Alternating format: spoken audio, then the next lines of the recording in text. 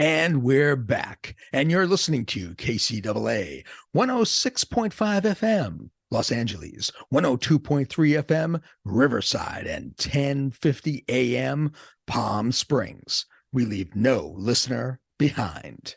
So, welcome to Martino Movie Reviews. I'm Dave North Martino.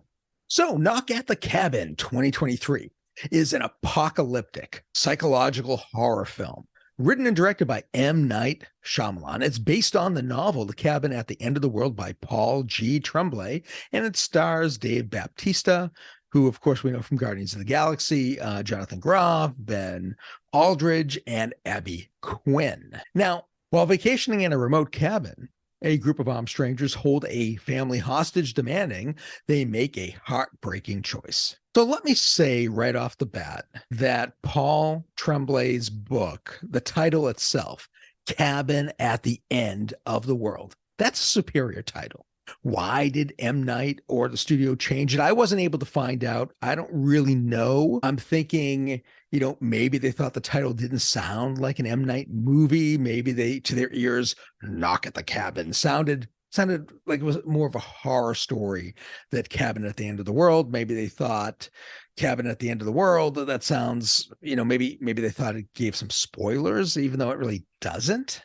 But for whatever reason, they had their reasons. I think I read something that M. Night, wanted to really make this his own, because it's very rare for him to make someone else's book, to take someone else's story, take their novel and turn it into a film, as he did here. And he wanted this to be M. Night, so we can understand that. And I've been a big fan of his, throughout his career. So, listen, in the first scene, Baptista's character, he approaches the little girl in the woods, and I'm reminded of Frankenstein's interaction with the little girl in Bride of Frankenstein. And especially with the usage, there's a flower that they're holding.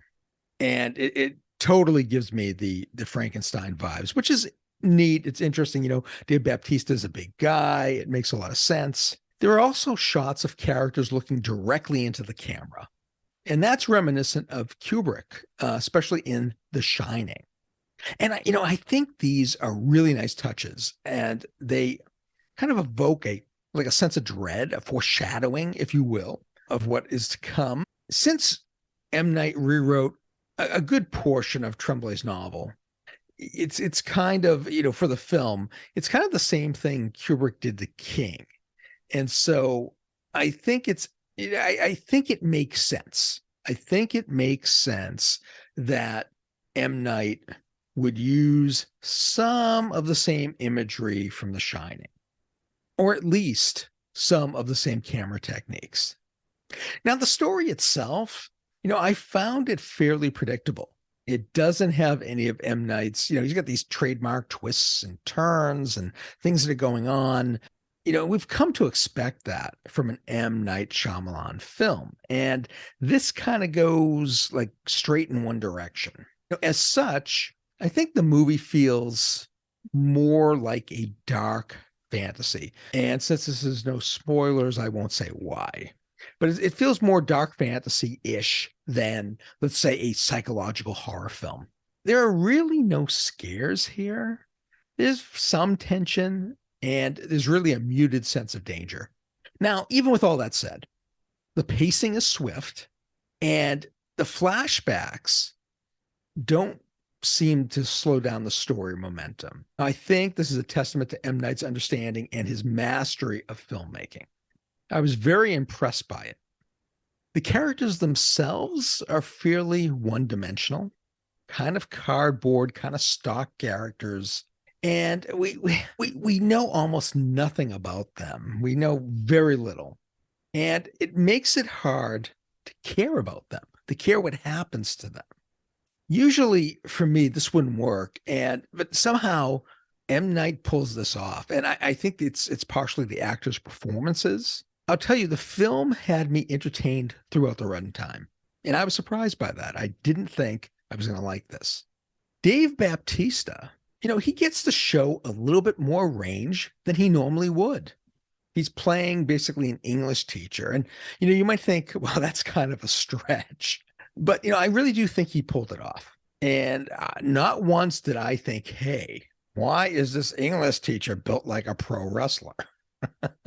I think that speaks volumes to Baptista's acting ability and to M. Night's direction and direction of the actors in this film. Okay, Rupert Grint from Harry Potter fame, Mr. Weasley.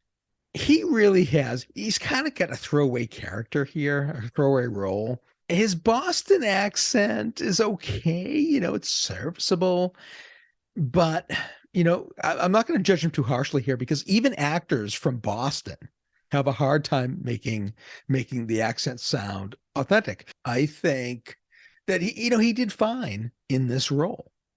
I've been a big fan of M. Night since The Sixth Sense, but I wasn't thrilled with the movie that came out like a year or two ago, Old. And, I wondered if M. Night's best days were behind him. I'm happy to report that even though this isn't a classic like The Sixth Sense and Signs, as I mentioned, Knock at the Cabin is entertaining. It might be somewhat forgettable, but I found it entertaining enough. Audiences gave this movie a C, right? Of, ABC type. They gave it a C. I have a hard time giving this film a C. I think despite its flaws, I think I would rate it a B because it kept me engaged throughout the film. So I think it's definitely worth checking out, especially if you have Peacock, if you have it available and you can watch it. Now, let me give you story doctoring. If M. Night gave more of a focus on ambiguity, it would have made the story creepier. And I think it would have made it more thoughtful.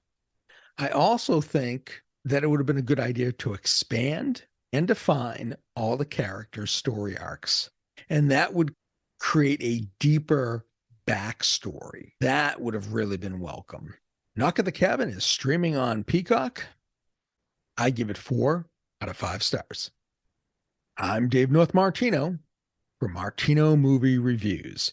Full reviews are up at our website. And now back to Alan R. Warren on the House of Mystery on KCAA 106.5 FM, Los Angeles, 102.3 FM, Riverside, 1050 AM, Palm Springs. We leave no listener behind.